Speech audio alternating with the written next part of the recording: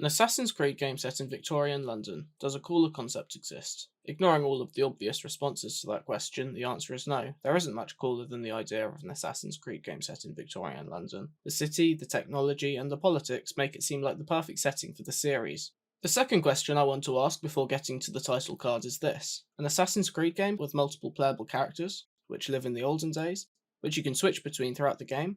Does a cooler concept exist? Well, I for one can only think of one thing, that of course being an Assassin's Creed game set in Victorian London. GTA 5 and even the LEGO games show what can be done with this idea. From being able to approach the same situation from multiple angles at the same time, to being able to plan ahead to make use of that character's special abilities effectively. It's something very interesting which could have made it one of the best and most memorable games in the series. However, despite all of this, I think that Assassin's Creed Syndicate was a bit disappointing.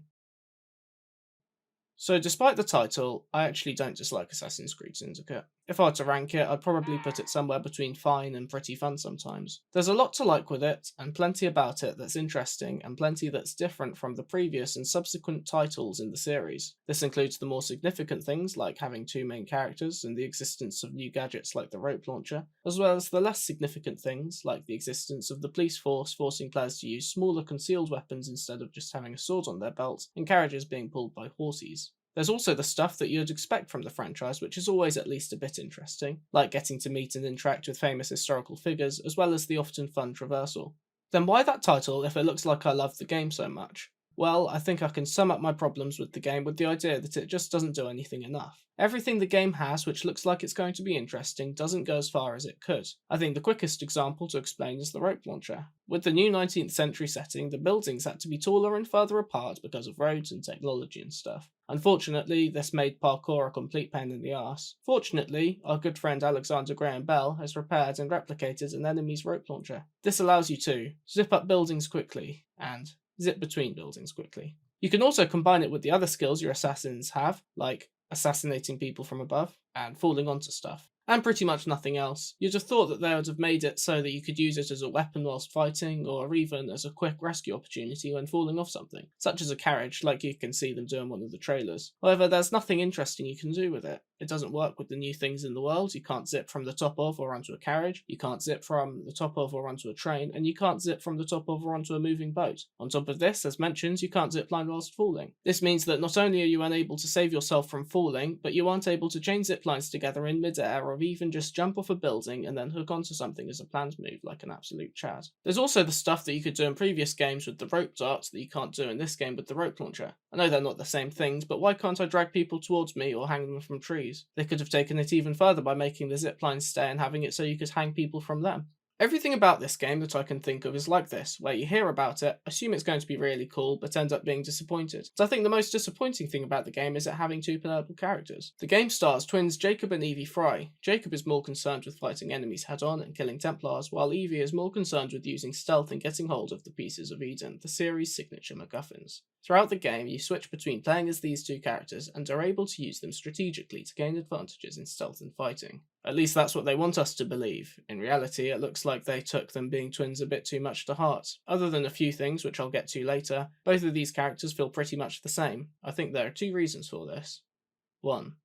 The game is too easy. To be fair, there can be lots of differences between the two characters. From the start of the game, they have different stats in different areas, with Jacob being better at defense and Evie being better at stealth, which can be taken further through various customization opportunities. Each character has their own mostly identical skill tree, which can be individually worked through, allowing you to focus each character on the skill set you choose. On top of this, you can individually customize what they wear and the tools they use. But with the game being as easy as it is, you aren't able to appreciate these differences. However much better Jacob is at fighting people head-on doesn't change the fact that fighting people head-on is still really easy to do as Evie, however little time you've spent on developing her skill tree. If the game was actually difficult, you'd appreciate being able to be hit more or being more tricky for enemies to spot, especially because all of the character upgrades you can get don't change how you play the game after the tutorial missions. Instead, they'll only make it so that you can be hit more or can hold more knives and bullets or deal more damage. There's almost nothing that will open up new strategies and techniques for you to use, and no way to unlock a new move to use in fighting or a new way to hide. 2.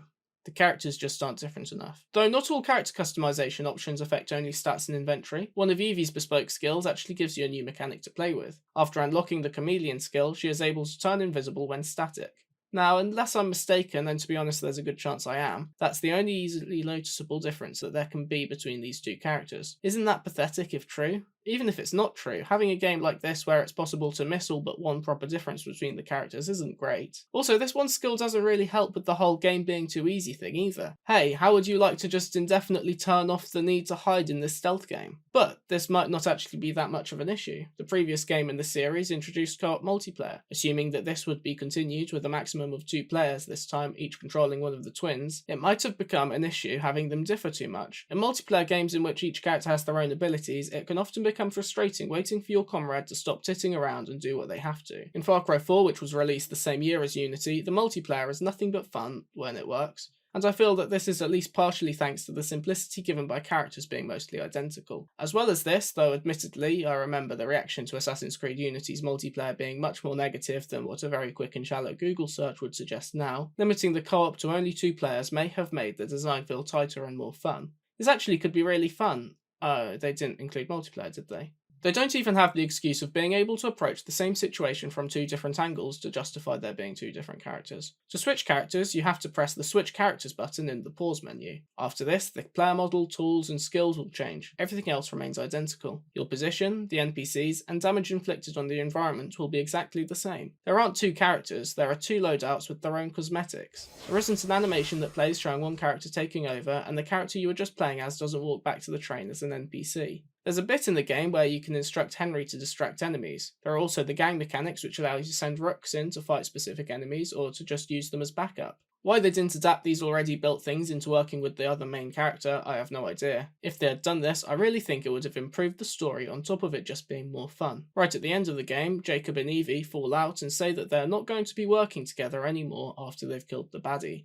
Once more for old time's sake. And then we're finished. Then later, during the fight, they decide that it's best for them to work together, and they do this to take down Starrick. Shall we? Let's. Together! Despite their falling out being presented as a dramatic moment, I didn't feel anything, and I'd be very surprised to learn that anyone did. Nothing changed in the game after they decided they didn't want to work with each other more than they had to. Between this and the end, you could just do all the free roam activities in the exact same way that you were doing before. But what if you had been using both of the characters together throughout the whole game? What if, after this point, the game forced you into playing as just one of the characters and didn't allow you to switch? Maybe then I'd have cared.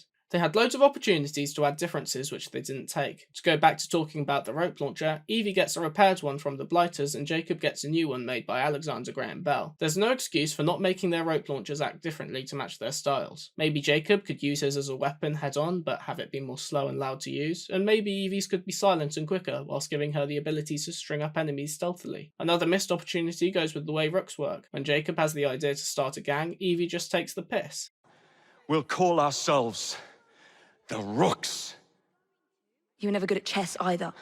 Have you got a The Rooks are his gang, not both of theirs. So why is Evie able to use the Rooks to the exact same extent as Jacob? Let's take this further. Why not make it so that Jacob is the only one who can use the Rooks and Evie is the only one who can use the rope launcher? But instead of this, there are no restrictions on what each character can use. Both can use pistols and both can use throwing knives. Evie's even holding a pistol in the character selection pictures, and, though I might be wrong about this, I don't think that guns are usually the quietest and most stealthy weapons. The pictures in general don't match the supposed character traits either. Though they both have their hoods up, which one of them has their face clearly shown and which one looks more mysterious and stealthy? The same applies to these little toys I bought online and their chapter introduction page in the art book. So what's the point? When they weren't going to do anything interesting with them, why did they bother with including 2 playable characters? Or more specifically, why did they bother with including Evie? Because no matter what they tried to say, Jacob is the main character. He's more prominent on the box art, in the marketing, in the merchandise. He's got the first mission, as well as the more memorable missions. He's the only one with memorable lines. Weapons?